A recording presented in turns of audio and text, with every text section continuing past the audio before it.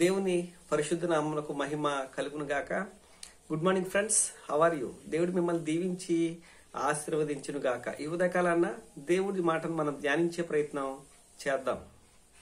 మనము మారు మనసునకు తగిన ఆత్మ ఫలాలు ఫలించాలనేదే దేవుని యొక్క ఆకాంక్ష. అందులో ఒకటి మంచితనము. మంచితనం అనే ఫలాన్ని నువ్వు ఫలించాలి. ఏమండి, మన చుట్టూ మనకు మంచి సమాజంలో మంచివారు ఉన్నారు, చెడ్డవారు ఉన్నారు.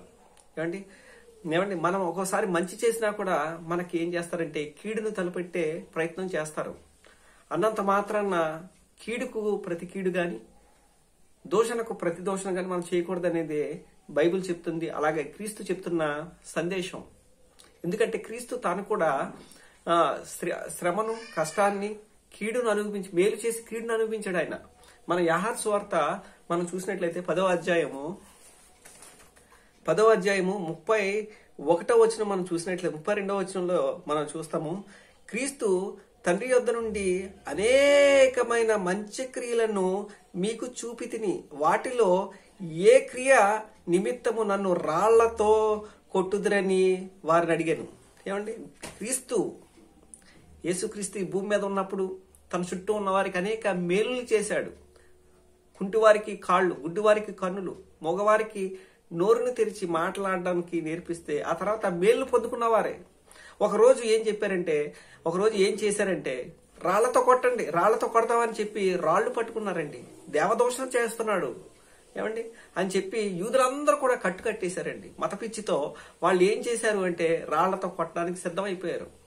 ఏమండి, దేవుడు ఏం చేశారు? యేసుక్రీస్తు ఏం చేశాడు? మంచి మాటలు ఆడినందుకే కదా మీరు నన్ను రాళ్లతో కొడుతున్నారు. ఏమండి, మంచి చెప్పితే ఇప్పుడు ఎవరికి సహించదండి.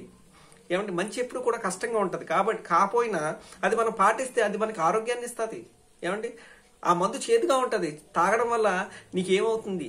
డాక్టర్ గారు చెప్పిన ఆ మందు నువ్వు, ఆ ప్రిస్క్రిప్షన్లు ఇచ్చిన మందు నువ్వు క్రమంగా వాడతా ఉంటే నీకు ఆరోగ్యాన్ని పొందుకుంటావు. అలాగే దేవుడు చెప్పిన మాట మొదటగా నీకు కష్టంగా అనిపిస్తుంది, కానీ ఆచరణలో పెట్టినట్లయితే నీకు ఆరోగ్యాన్ని, నీకు సమాధానాన్ని, నీకు నెమ్మదిని అది కలుగు చేస్తుంది. ఈ ఉదయకాలాన్న దేవుని చెప్తున్న మాట వారు ఎలాగైనా ఉన్నాయి. ఏమండి, వారి స్వభావం ఏంటంటే కొట్టడము, హాని చేయటము, నీకు ఇబ్బంది కలుగజేయడమే వారి తత్వం. కానీ నీ తత్వం ఏంటంటే నువ్వు క్రీస్తుని ధరించుకున్న నేను కూడా మనం రోజు రోజుకి ప్రాక్టీస్ చేయాలి.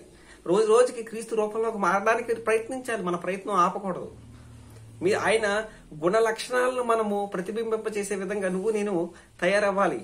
మంచితనం అనే ఫలాన్ని ఫలించాలి. క్రీస్తు కూడా అందరికీ మంచి చేశాడు, కానీ మంచి చేసిన కారణాన్ని బట్టి ఆయన మీదకి శిక్ష వచ్చి పడింది. ఆయన ఏ తప్పు చేయలేదు, ఏ నేరము చేయలేదు, కానీ మంచిని ప్రకటిస్తున్నందుకు, మంచి మాటలు చెప్తున్నందుకు, జీవపు వాక్యమును ప్రచురిస్తున్నందుకు అక్కడున్న వాళ్ళు తట్టుకోలేకపోయారు. ఈరోజు సహోదరి వినమ్మా, నువ్వు కష్టం గుండా, శ్రమ గుండా, వేదన గుండా, రోదన గుండా, ఇరుకు ఇబ్బంది గుండా ఇతరులకు మంచి చేసి నువ్వు కీడు అనుభవిస్తున్నావా? అయితే విను, దేవుడు నీకు చెప్తున్న ఈ మాట, నేను నీకు తోడై ఉన్నాను, నేను రక్షిస్తాను, నేను కాపాడుతాను, నీవు నా యందు నమ్మిక ఉంచు, నీకు నేను మార్గాన్ని తెరుస్తానని చెప్పి ఈ ఉదయకాలన్న దేవుడు చెప్తున్నాడు.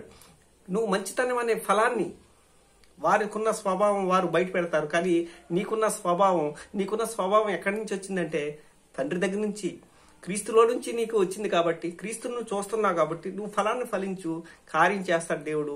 నీకు అన్ని విధాలుగా, అన్ని రకాలుగా, అన్ని వైపుల నుంచి నీకు సమాధానాన్ని, నువ్వు ఫలించిన ఫలానికి ప్రతిఫలం ఆయన దయచేస్తాడు. కనుక ఈ ఉదయకాలన్న దేవుడు చెప్తున్న మాట, మంచితనము నువ్వు ఎప్పుడు కూడా కోల్పోకుండా దయను అంటాడు. సామెతల గ్రంథంలో 3వ అధ్యాయంలో అంటాడు, దయను సత్యమును ఎన్నడను నువ్వు విడిచిపెట్టకు. అప్పుడు దేవుని దృష్టి యందును, మనుషుల దృష్టి యందును నువ్వు మంచివాడవనిపించుకో. నువ్వు మంచి చెయ్యాలి, దయ కలిగి ఉండాలి, కరుణ కలిగి ఉండాలి. దేవుడు చెప్తున్న మాట, ఆయన అలాంటి వాడు కాబట్టి ఆయన అట్టివాడో, ఆయన ఆయన ఎట్టివాడో, మనం కూడా అట్టివారమై ఉన్నాం కనుక ఉదయకాలన్న దేవుని చెప్తున్న మాటలు ఆలకించి ఆచరణలో పెట్టండి. మీ దేవుని పరిచర్యలో మీ Anand Kumar. God bless you each and everyone. దేవుడు మిమ్మల్ని దీవించి ఆశీర్వదించును గాక. God bless you.